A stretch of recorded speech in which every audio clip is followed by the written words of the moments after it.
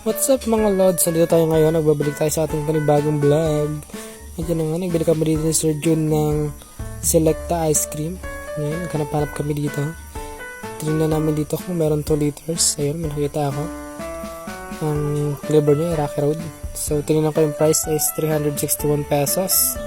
So, ayan, kukunin na namin. Pero napatingin pa ako dito kasi ang gusto namin talaga ay cookies and cream. Kaso wala kasing cookies and cream na 2 liters, 1.3 liters lang. So, hindi kasi kasya sa amin yun. Kasi bali 7 kami kakain sa office. So, ayun. Titingnan Sir Jun dito.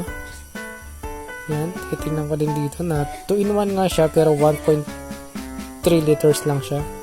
So, yun na nga. Binalik niya na lang. At, yun guys. At yun ang mga lods.